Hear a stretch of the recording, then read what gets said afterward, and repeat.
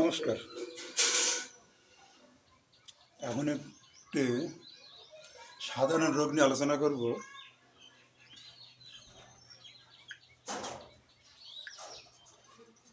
Sugar. আজকাল শুধু sugar sugar sugar sugar, সুগারের শেষ নাই।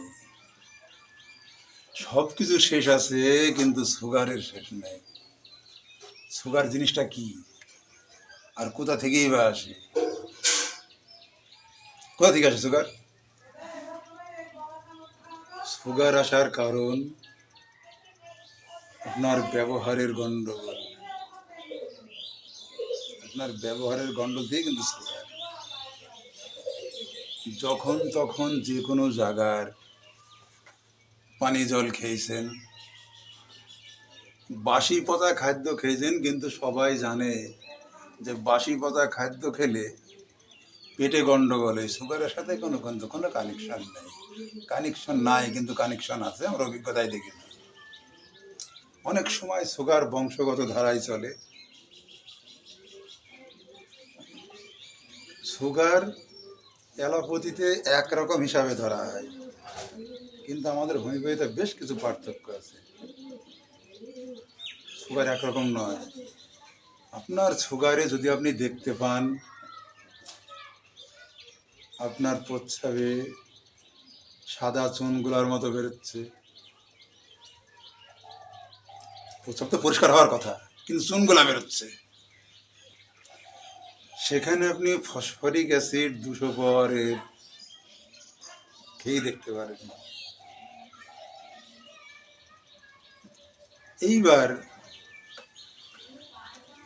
আপনার যদি গ্যাসের খুব গণ্ডগোল থাকে, কিন্তু প্রস্রাবে সাদা রঙের মধ্যে কিছু চোখে পড়ছে হালকা হালকা, এক্ষেত্রে ফসফরিক অ্যাসিডটা না খেয়ে সালফিউরিক অ্যাসিড খেয়ে দেখতে পারেন। মাত্রা হচ্ছে 200 পাওয়ারের আজ এক ফোঁটা কাল এক ফোঁটা। খেয়েই এক সপ্তাহ ফলাফল দেখার জন্য একটু অপেক্ষা করবেন। আচ্ছা, সুগারের একটা ইন্ডিয়ান ওষুধ আছে, তার নাম হচ্ছে সিজিজিয়াম জাম্বুলিনাম। আপনি আপনার এলাকার হোমিওপ্যাথি ফার্মেসি থেকে 30 ml নিয়ে আসুন। নিয়ে এসে আপনি দিনে 3 বার খান। হাফ কাপ জলে আপনি সকালে 10 ফোঁটা খান, দুপুরে 10 ফোঁটা খান, সন্ধ্যার পরবার 10 ফোঁটা খান। এইবার আপনাকে যে ডাক্তারে বলেছিল আপনার সুগার, ওই 30 ml মেডিসিনটা শেষ হয়ে গেলে আপনি পুনরায় রক্ত পরীক্ষা করি আপনি তাকেই দেখান। এর আগে আমি কী বলেছি? ফসফরিক অ্যাসিড 200 পাওয়ার, আজ সকালে 1 ফোঁটা কাল সকালে 1 ফোঁটা। ফলাফলের জন্য 1 সপ্তাহ অপেক্ষা করবেন। পরীক্ষা করি সেই ডাক্তারকেই দেখাবেন। ওই সালফেরিক অ্যাসিড যেটা বললাম, ওই একই নিয়ম। সুগারের একটা পেনেট ওষুধ আছে হোমিওপ্যাথিতে, সেটার নাম কিন্তু আমি এখনো বলিনি। ওটা সুগারের মারাত্মক অবস্থায় ব্যবহার হয়। Syzygium jambolanum mother. Syzygium jambolanum mother নামটা আপনারা আপনাদের খাতায় লিখে রাখতে পারেন। এই লেকচারটা কিন্তু সাধারণ জনগণের জন্য, আবার শিক্ষার্থী বন্ধুদের জন্য, সবার জন্য। সিজিজিয়াম জাম্বুলিনাম খালে হয়তো আশা করা যায় যে আপনি কঠিন সুগার থেকে হয়তো মুক্তি পাবেন। সুগার কমানোর আরেকটা পদ্ধতি আছে। মাছ মাংস খেতে আপনাকে নিষেধ করছি না, অল্প 1 থেকে 2 পিস। অতিরিক্ত মাংস খাওয়া, অতিরিক্ত রসগোল্লা খাওয়া, মানে যেটা মিষ্টি আর কি, অতিরিক্ত বাতাসা চিবি চিবি খাওয়া, অতিরিক্ত বাসি পচা 2-3 দিনের বাসি পচা, যেরকম মুসলিম ভাইদের ঈদে আমি দেখেছি অনেক আয়োজন করলো, সেগুলো কি শেষ করতে পারলো না। 3-4 দিন বাঁধিয়ে খেলে হিন্দু সমাজে কমই হয়, তবে আমি মুসলিম সমাজে দেখেছি। এতে আপনার দেহের ডিসব্যালেন্স হবে। সুগারের আরও অনেক নিয়ম আছে। অতিরিক্ত সুখী লোকের সুগার হয়। চাকরি করে এসেছে, রিটায়ার্ড করেছে, এখন তার শুধু বসে বসে খাওয়া আর ঘুমানো, শরীরে পরিশ্রম করে না। তাদের উচিত প্রতিদিন 3 কিলোমিটার রাস্তা হাঁটা। আশা করা যায় সুগার কমে আসবে, ফিনিশিং যদি নাও হয়।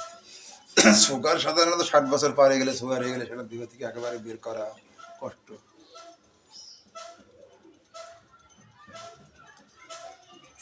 সুগার রোগীদের খাদ্য হবে মাপা। ভাত কম খাবেন, গম রুটি বেশি করে খাবেন, প্রচুর শাক খাবেন, কচু খাবেন না, মূলোর শাক খাবেন, মূলো খাবেন না।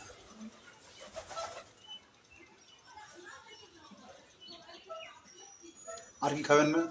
মাটির তলার আলু খাবেন না। শাক সবজি বেশি করে খেয়ে দিন কাটাতে পারলে খুবই ভালো। খাওয়া দাওয়া কন্ট্রোল করবেন। আজ অতিরিক্ত খেলেন, কাল কম খেলেন, এতে সুগার বেড়ে যাবে। অতিরিক্ত মানসিক টেনশন,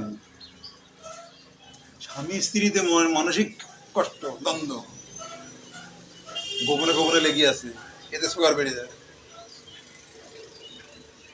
আত্মীয় স্বজনদের সাথে মনোমানত হচ্ছে না, এতে সুগার বেড়ে যাবে। সুগার বাড়বে, প্রেশার বাড়বে। আত্মীয় স্বজনরা আপনাকে পছন্দ করে না, আপনি যেটা বলেন ওরা ওরা সেটা মানতে রাজি না। এইসব কারণে সুগার বেড়ে যায়, প্রেশারও বেড়ে যায়। এইবার সুগার রোগীকে আমরা সবসময় বলি মিষ্টি কম খাবেন। একেবারে এড়িয়ে চলতে পারলে খুব ভালো, কিন্তু বর্তমানে চিনি তো হয়ে গেছে মানে কলিযুগের কলির খাবার। যে কোনো বাড়িতে কিছু হলেই মিষ্টি। আমের চাটনি করতে গেলেও ওই চিনি ওই মিষ্টি, ওই মিষ্টি। চা খেতে গেলে ওই চিনি ওই মিষ্টি। একটা অনুষ্ঠান বাড়ি খেতে গেলেন ওই রসগোল্লা মিষ্টি, ওই একই ব্যাপার, চিনি। মিষ্টিকে এড়িয়ে চলতে পারলে হয়তো আপনার সুগার কন্ট্রোল হয়ে যেত, কিন্তু এড়িয়ে চলতে পারছেন না তো। আপনার রোগকে সারাবে না আপনি, ডাক্তার আপনার রোগ সারাতে পারবে না। খাওয়া দাওয়া মেনটেন করবেন, সকালে বিকালে 3 কিলোমিটার রাস্তা হাঁটবেন, শরীরটা হালকা হয়ে যাবে আশা করা যায়।